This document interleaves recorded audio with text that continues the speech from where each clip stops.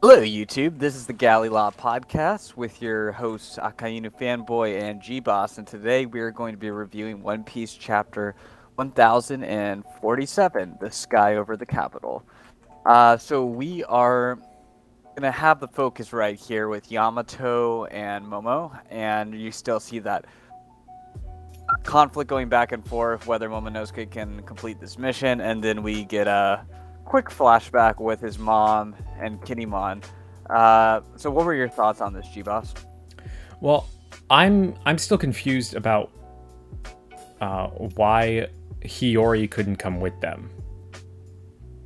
If they're trying to save or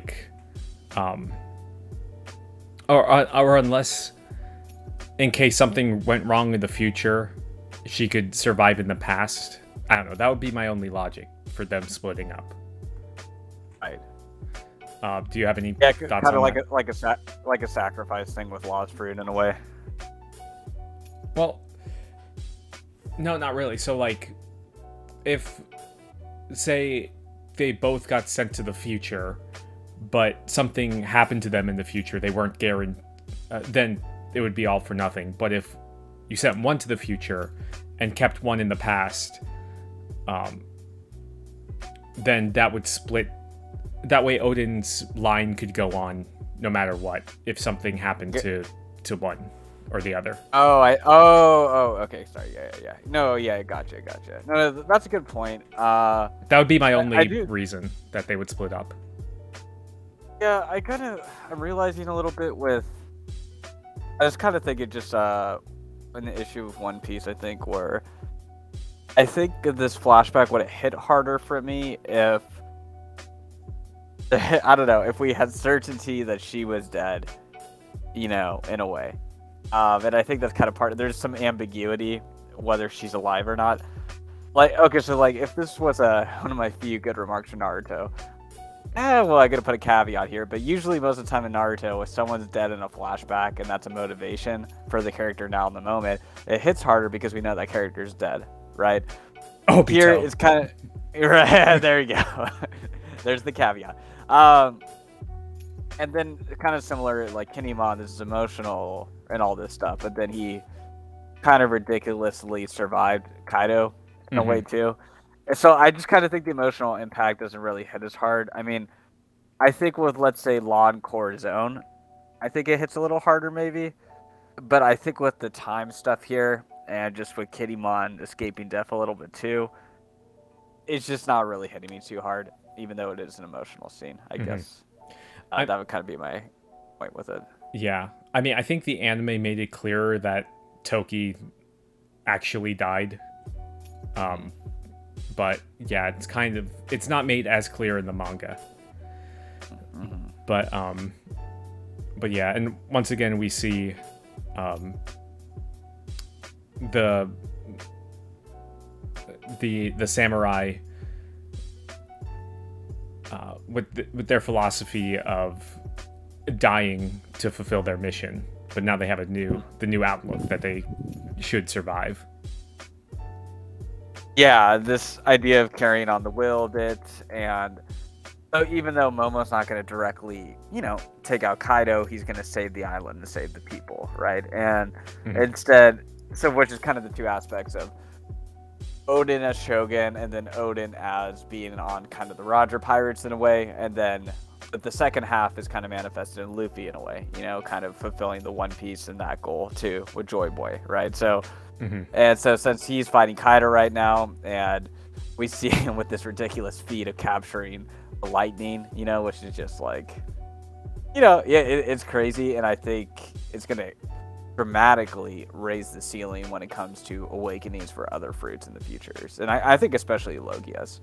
When you kind of get to think about Kizaru's awakening, right? It's just there's so much room, and I mean I don't want Oda to go full DBZ with this kind of stuff, but there is definitely a huge ceiling for what Oda could do with Devil Fruits now.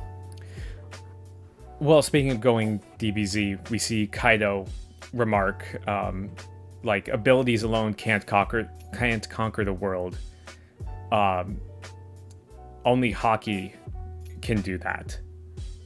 And that kind of ties into the fact that Haki in itself is the power of one's will, and you could have like the strongest devil fruit, but if you don't have the Haki to back it up, then you won't get very far. If you don't have that drive to do so, and I think Oda's been pretty much displaying that in this fight with the Conquerors and everything. And then we get the confirmation that Roger didn't have any devil fruit powers, because there's always been that debate on whether or not he had one.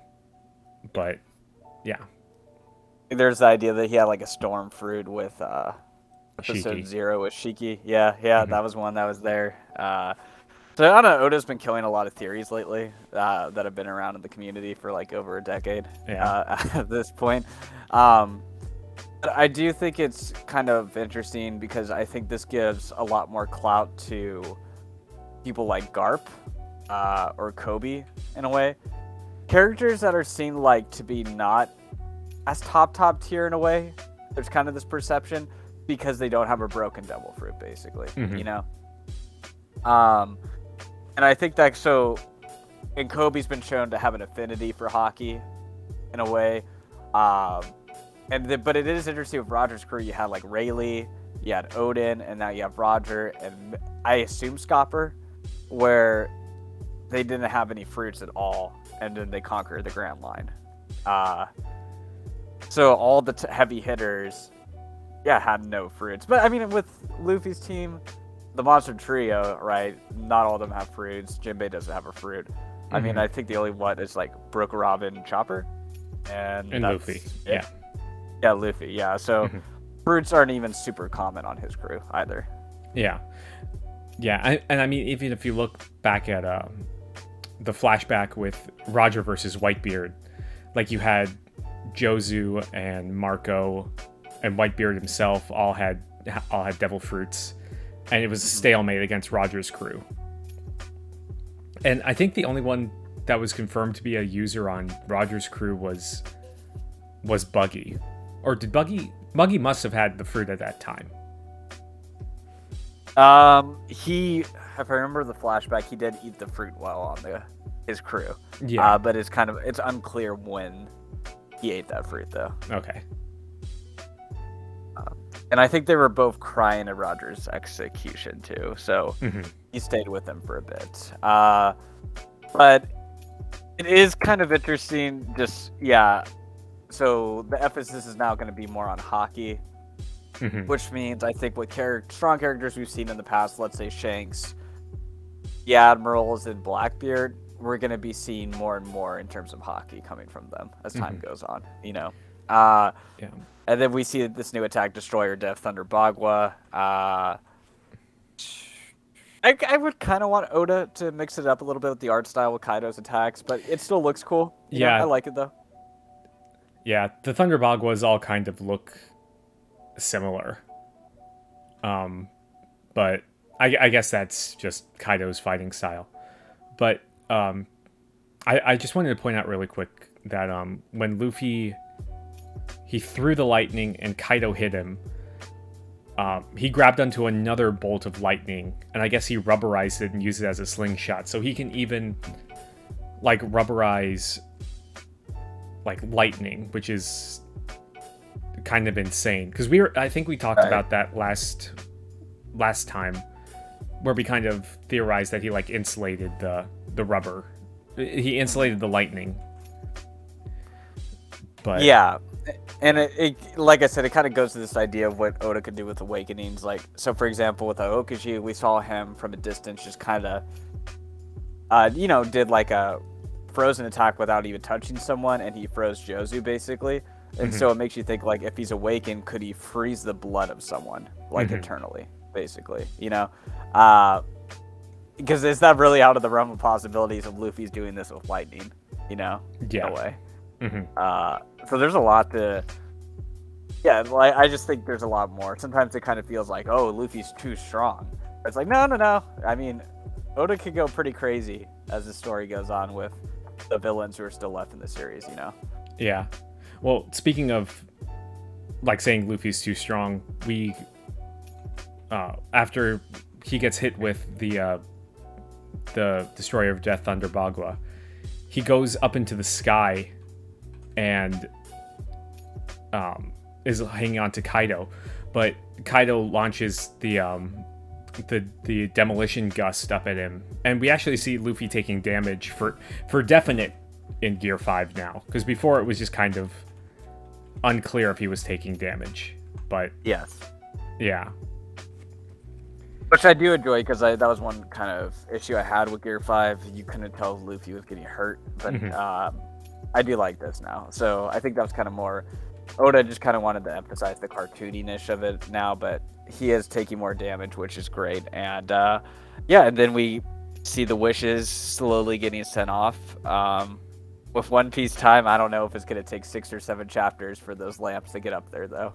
So I don't know. But it is cool to see that part progressing along, too. Yeah. And we get a shot of kind of how close Onigashima is to the flower capital. Like it's not that far. It's not that far away. Yeah. But I mean, we've been counting down like 5 minutes since, and this rivals like Dragon Ball Z Frieza, like fighting on Namek 5 minutes of time, where it extended. It extended out like 20 episodes or something. And don't forget the birdcage.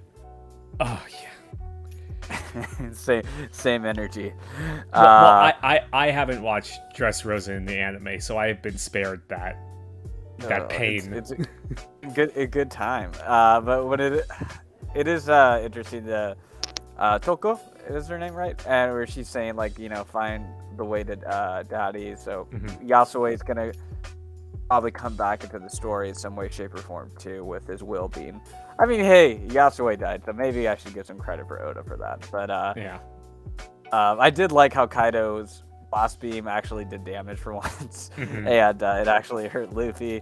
Now we go to Boss Hirogoro. So it's kind of just going through all the main characters of Wano. I mean, in relative to the island itself, not the story. And it's just kind of moving through all their thoughts. So it does feel like we're getting closer towards the end of this fight. Yeah. I was going to say that toward the end of the chapter. But it's kind of interesting saying like, oh, well, if we don't crash, that means Kaido's won because he's lifting up the island.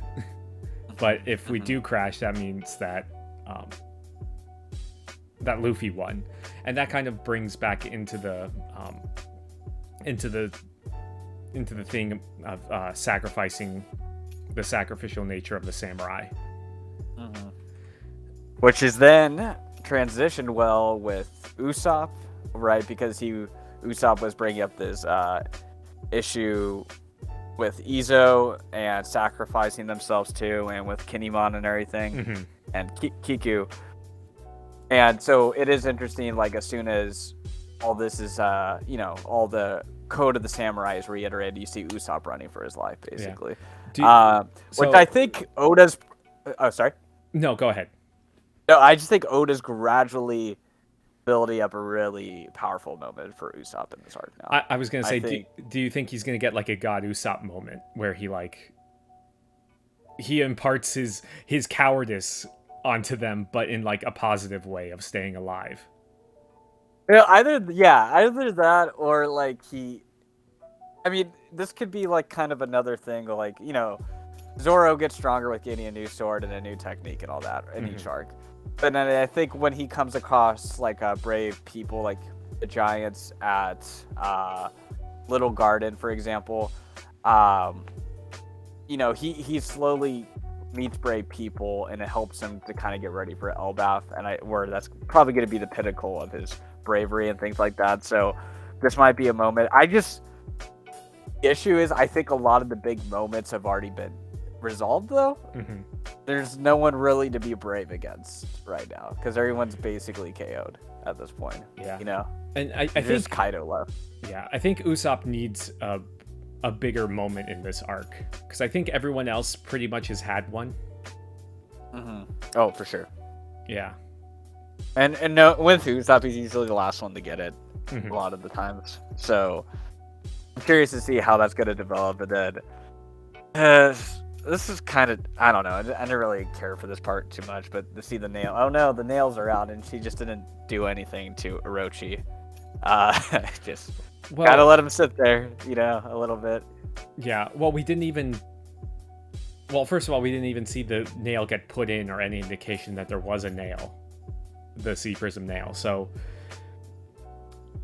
I don't know. The whole Orochi part's been kind of handled strangely, but I think this is finally the chance for like Denjiro to finally show up and do something, because he's been AWOL, and I keep bringing that up every chapter, but it still pisses me off.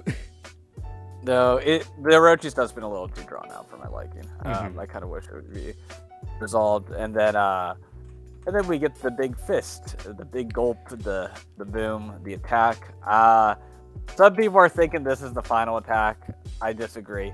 I think Oda's clearly deceiving us this whole chapter into thinking that this is going to be the conclusion, I'm not going to say I'm going to go as far as Mr. Morge to say that Luffy's going to get defeated again in Gear 5 completely. I could see him on the verge of death, like a Rob Lucci kind of scenario, though, in this form. I think Kaido still has like a trump card, basically. And we still have to see his flashback. Yeah. I agree we have to see Kaido's flashback.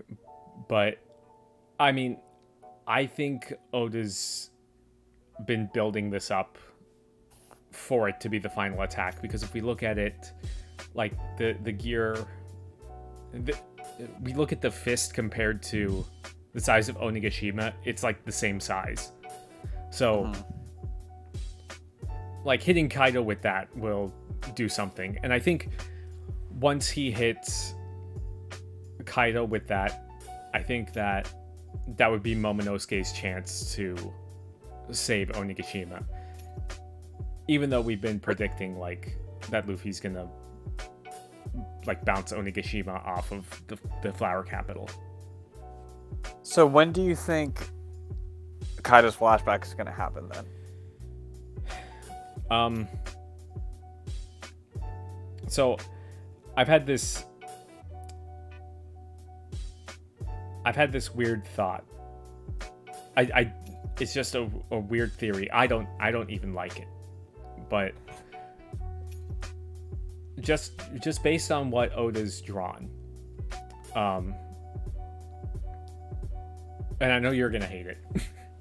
So I think that Luffy is going to do this. Is going to be Luffy's last attack, and if Kaido is not KO, I don't think Kaido's going to be exactly KO'd by it, but I think he's going to be like put on his last legs. And just based on what I've seen from the manga, like the panels emphasizing it and everything, we might see something with Zoro. And I hate ZKK with a burning passion. But just because of how like around the same time that Luffy had his awakening to Gear 5th, it was kind of paralleled with Zoro's. And I'm saying that's just a possibility, but I don't fully believe it, but I think it's something worth talking about. So he would have the flashback after he gets beat up by Luffy? Probably, yeah. Because I think that would kind of... I think that would be an interesting point, because the way I see it is kind of like Kaido being like, this is the fight that I've always wanted, and then it flashes back to why he's always wanted a fight like that. Right. So, and if that relates to like Joy Boy or his time with Rocks, or what is up for debate, because I mean most of Kaido's past is very ambiguous in terms of like motivation. So, I would say for my counterpoints, the Zoro part would undercut the 1v1. I know it would. I'm just saying that it's worth. I think it's worth bringing up. Well, I agree. It. No, I'm just saying, like, from a thematic standpoint, 1v1, no one can beat Kaido. You know, so this fight has turned into a 1v1 towards the end, and I don't think Oda wants to take away the clout for Luffy defeating Kaido 1v1 or showing the people Oda 1v1, because then that's not a 1v1 at the end. It's like a 2v1, or unless you want to say Kaido got beat by Zoro 1v1 at the end, right? And then he gets the credit for it, you know? Yeah. And that's how we were introduced to Kaido. 1v1, you always bet on Kaido, right? So I don't think Oda's going to break that. How I think it's going to happen, he's going to get really hurt by this punch. And kind of like Rob Lucci got hit by Gear 3rd. Right? And then right after that happened, the Marines are like, oh, well, don't, always bet on Rob Lucci, basically. Like, this guy can't lose. And then the flashback comes. And then Rob Lucci just, like, went in there and just destroys Luffy with the Rokugan, basically. And then Luffy doesn't even beat Lucci with, like, his strongest attack, Gear 3rd. He just kind of does, like, a bazooka attack, basically, and defeats him after that. So I see it going more that direction, to be perfectly honest. Because I think it's something's going to trigger in his past where he just goes, annihilates him, kind of thing, Because I don't think we've seen, like, an ultimate move from Kaido yet, I guess is what I'm trying to say, Like, it would be weird if this was the finisher at the end of a chapter, because that's not usually how it works. It's usually it starts at the beginning and then it finished off by the end, And those are kind of my general thoughts with it, I think. Yeah, so I don't know. I could see him being on the verge of death in Gear 5, and I think that would be like a really powerful thing too. To see Luffy in that state. Yeah. And I think would give Kaido even more credit, but yeah. Yeah, I think we're going to get that with Luffy at the end of the fight, because we saw him de-transform in the middle of battle before, and he did not look good. And even pushing forward, I think he's gonna look even worse. But it does make you think about the drawback, though, right? Like, his Gear 4 was a really substantial drawback. Like, just going back to the great arc of Dressrosa Birdcage, where we had 4 chapters, 3 or 4, of him just running away, getting carried by the gladiators. I think that was like 10 episodes or something. Yeah. Okay. And now, what makes you think with this power, what the drawback's going to be? Yeah. I mean, we saw him. We saw him like age up, but I don't know if that was like for a comedic thing or what. But yeah. And that's kind of another thing too. I think with the Zoro thing, I think we would have seen him regain consciousness. Yeah. If but yeah. But I think, like, I don't want the Zoro thing to happen, but I'm just saying that this whole fight with Kaido and Big Mom and everyone is kind of showing that, if you fight 1v1 versus Kaido, you definitely won't win. But because everything up to this point has been an accumulation of the Scabbards and of everyone from Roof Piece and Yamato and even Momonosuke, like, all of them contributed to Kaido's eventual downfall. And I think that would be a better message of you can have all the strength you want as one person, but it can never together people can overcome that. Sure. Yeah. But I think kind of like the end result, kind of like Big News Morgan's, Mm-hmm. Big Mom got defeated by Luffy. I think it's going to kind of be the same thing too, where one person needs to defeat the main baddie, and then all the people want are going to see it too, Mm-hmm.